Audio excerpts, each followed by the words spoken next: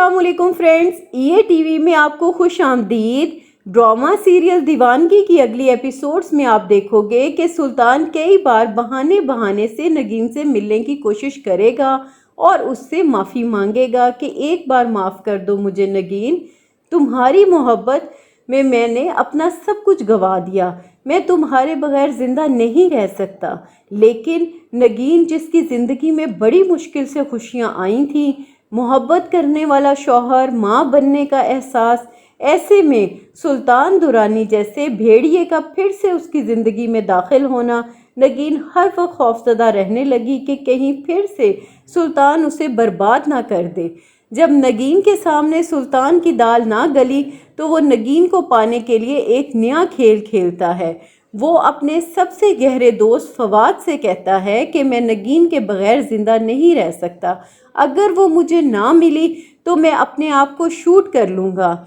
उसका दोस्त इसे बहुत समझाने की कोशिश करता है कि सुल्तान आगे बढ़ो, इसकी शादी हो चुकी है और अब तो वो हारून के बच्चे की माँ बनने वाली है, उसका पीछा छोड़ दो और मेरी बात मानो, किसी अच्छी सी लड़की से शादी करके अपनी ज़िंदगी नए सिरे से शुरू करो। सुल्तान, जो कि अपनी सोचों में मगन था, फवाद से कहता है, फवाद तुम मेरी मदद कर सकते हो, तुम हारून की बहन से शादी कर लो। ये सुनकर वो एकदम से चौंक जाता है, क्या तुम होश में तो हो? आखिरकार सुल्तान अपने दोस्त फवाद को निदा से शादी करने पे राज़ी कर ही लेता है। जब वो हारून से उसकी बहन के रिश्ते की बात करता है, ये सुनकर हारून, जो कि पहले से ही सुल्तान दुरानी के एहसानों तले दबा हुआ है, वो अपनी बहन की शादी का एक और एहसान समझकर झुक जाता है और फ़ौरन हाँ कर देता है।